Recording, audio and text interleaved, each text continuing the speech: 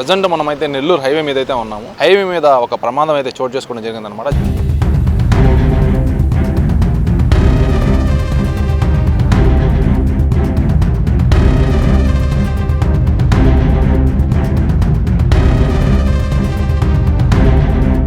Highway మీద దాదాపుగా భారీ స్థాయిలో అయితే ఇలాంటి ప్రమాదాలు అయితే చాలా అంటే చాలా జరుగుతూ ఉన్నాయన్నమాట. ఇప్పుడు ప్రజెంట్ మనం వచ్చేసరికి హైవే మీద అయితే ఉన్నాం అనమాట. మైపాడికి ఏదైతే క్రాస్ అవుతామో ఈ కరెక్ట్గా ఈ జంక్షన్ ఏదైతే ఉందో ఈ జంక్షన్ దగ్గర ఈ ఇన్సిడెంట్ అయితే చోటు చేసుకోవడం జరిగిందనమాట. ఒక లారీ వెళ్తుండగా స్లో అవడంతో వెనకాల లారీ అయితే ఢీకొట్టడం జరిగిందనమాట. క్యాబిన్ మొత్తం దాదాపుగా డ్యామేజ్ అయిపోవడం జరిగిందనమాట.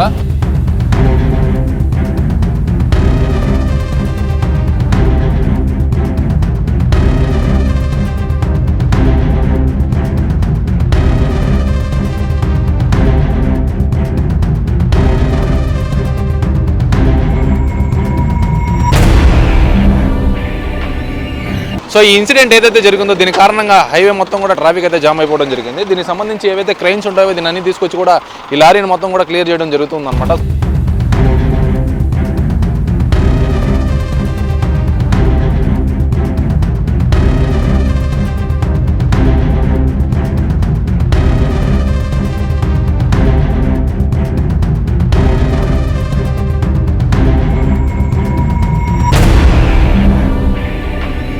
సో చూశారు కదా ఎంత దారుణంగా ఈ పరిస్థితి అయితే ఇక్కడ నెలకొందో. హైవే మీద మొత్తం కూడా ఎటు చూసినా కానీ విపరీతమైన ఇన్సిడెంట్స్ అయితే ఎక్కువ జరుగుతూ ఉన్నాయన్నమాట.